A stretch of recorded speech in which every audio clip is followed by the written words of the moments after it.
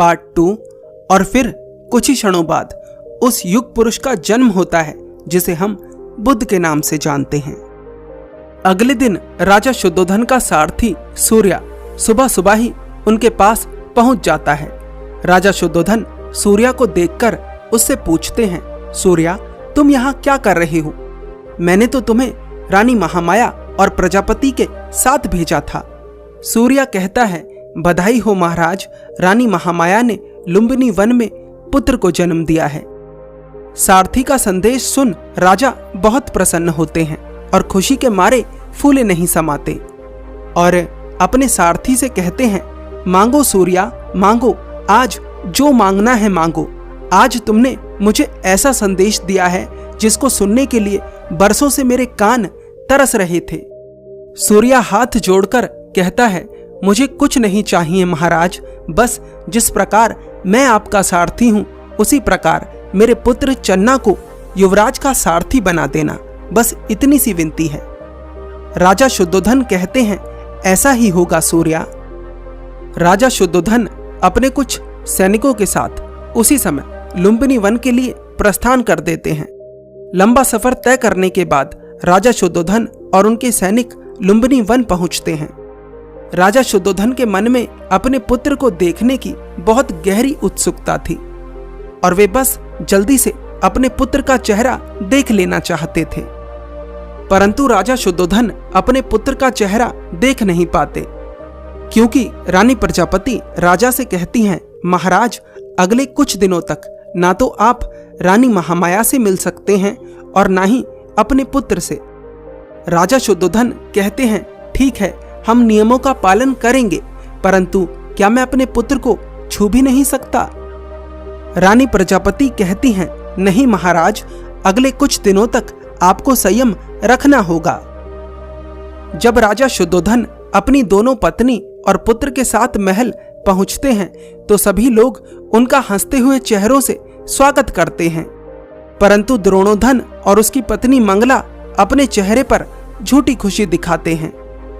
राजा शुद्धोधन अपने पुत्र के नामकरण के लिए अपनी बहन अमिता को देवदाह से बुलवाते हैं। उस समय यह प्रथा थी कि बच्चे का नाम उसकी बुआ ही रखेगी। अमिता का ससुराल देवदाह इसलिए था क्योंकि अमिता का विवाह महामाया के भाई से हुआ था। जन्म के 5 दिन बाद बच्चे का नामकरण किया जाता है। राजा शुद्धोधन की बहन अमिता बच्चे का नाम सिद्धार्थ रखती है। सिद्धार्थ नाम सुन सभी लोग बहुत प्रसन्न होते हैं। राजा शुद्धोधन नामकरण के अगले दिन अपने राज्य के बड़े बड़े ज्ञानियों को बुलवाते हैं और उनसे कहते हैं कि मैं अपने पुत्र का भविष्य जानना चाहता हूं। सभी ज्ञानी भविष्य देखना शुरू करते हैं और राजा शुद्धोधन से कहते हैं, महाराज, युवराज बुद्धिमान होंगे, रूपवान होंगे, शक्तिशाली होंगे, उनके भीतर हर वो गुण होगा जिससे इस संसार को जीता जा सके। महाराज, युवराज का नाम सिद्धार्थ है और गोत्र गौतम, इस तरह से वे सिद्धार्थ गौतम के नाम से जाने जाएंगे। राजा शुद्धोधन कहते हैं, सिर्फ सिद्धार्थ गौतम के नाम से नहीं बल्कि सम्राट सिद्धार्थ गौतम के नाम से। वे सभी ज्ञानी कहते हैं, जी महाराज, ऐसा ही होगा। सभी ज्ञानी राजा को यह तो बता देते हैं कि सिद्धार्थ के भीतर एक सम्राट के गुण हैं, परंतु वे राजा को ये नहीं बताते कि सिद्धार्थ के भीतर एक सन्यासी के भी गुण हैं, क्योंकि वे राजा के क्रोध को जानते थे। वे जानते थे कि राजा अपने पुत्र को सम्राट बनाना चाहते हैं, इसलिए सभी ज्ञानी वही बताते हैं जो राजा सुनना चाहता था। सिद्धार्थ के जन्म के 7 दिन पश्चात रानी महामाया की मृत्यु हो जाती है।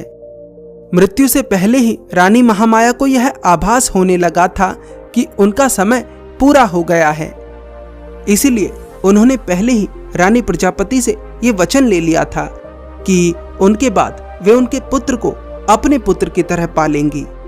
जब सिद्धार्थ 30 दिन के हो जाते हैं तो पिता और पुत्र के मिलन का समय आता है।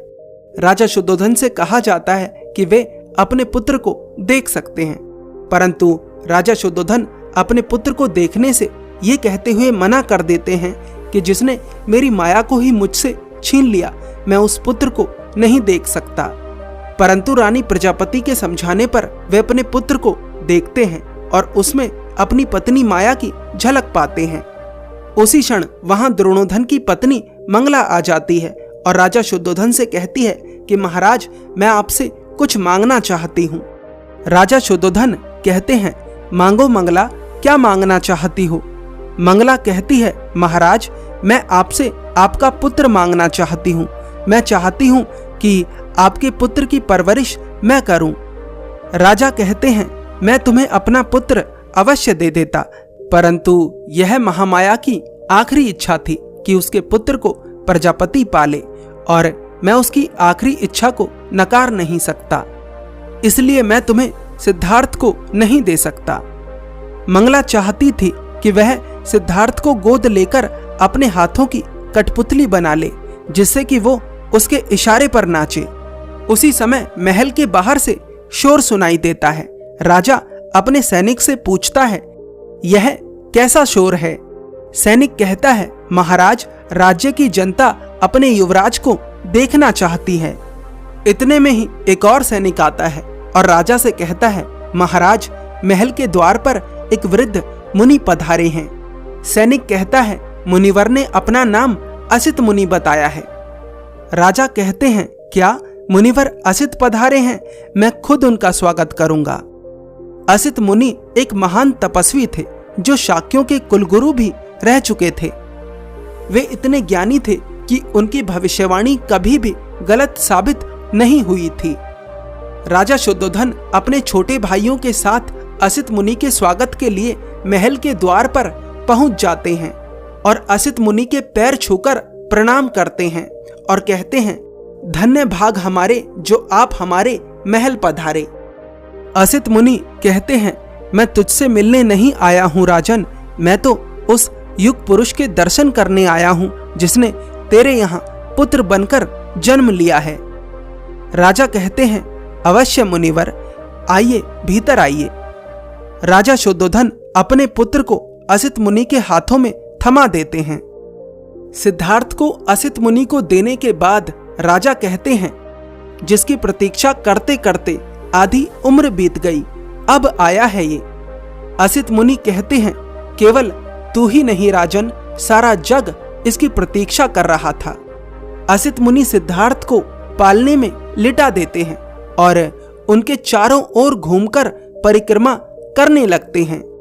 राजा यह देखकर थोड़ा आश्चर्यचकित होता है और असित मुनि से पूछता है, मुनिवर, यह आप क्या कर रहे हैं? असित मुनि कहते हैं, ब्रह्मांड की परिक्रमा। फिर असित मुनि सिद्धार्थ के पैरों में अपना सर रखकर रोने लगते हैं। आगे की कहानी अगले पार्ट में। धन्यवाद।